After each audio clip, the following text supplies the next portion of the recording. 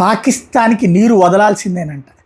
చైనాకి సంబంధించినటువంటి communist party professor Victor Gao వాగుతున్నటువంటి వాగుడు.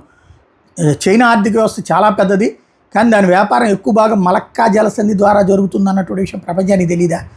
ప్రపంచంలోని రద్దీగా ఉండే సముద్ర మార్గం ద్వారా చైనాకి మధ్యప్రాచ్యం, ఆఫ్రికా నుండి వచ్చే చమురు మరియు ఇతర వస్తువుల్లో సుమారు 60% వస్తుంటాయి. ఇది చైనాకి పెద్ద సమస్యగా మారి దీన్ని వాళ్ళు మలక్కా డైలమా అంటూ ఉంటారు. యుద్ధం లాంటి పరిస్థితి వచ్చినప్పుడు భారతదేశం, ఇండోనేషియా వంటి దేశాల సహాయంతో ఈ సముద్ర మార్గాన్ని నియంత్రించి చైనా ఓడలను ఆపేస్తే చైనా ఆర్థికం గట్టిగా దెబ్బతింటుందని తెలుసు. ఇండియన్ ఓషన్లో బలంగా ఉండటం మూలంగా ఇది భారత్కి స్ట్రాటజిక్ లాభమని తెలుసు. కాబట్టి చైనా మయన్మార్ ద్వారా పైప్ లైన్లు, పాకిస్తాన్ ద్వారా ఆర్థిక కారిడార్లు, రైల్వే లాంటి ప్రత్యామ్నాయ మార్గాలు కూడా ఏర్పాటు చేస్తుంది. చైనా భారత్ గురించి భయపడి చేస్తుంది. టిబెట్ నదుల మీద చైనా నియంత్రణ గురించి కూడా ఆందోళనలు ఉన్నాయి. అయితే ఇట్లాంటి వాటికి ఏమి మాట్లాడినటువంటి వాళ్ళు వచ్చి ఇప్పుడు ఈ మాటలు మాట్లాడుతుంటారనమాట.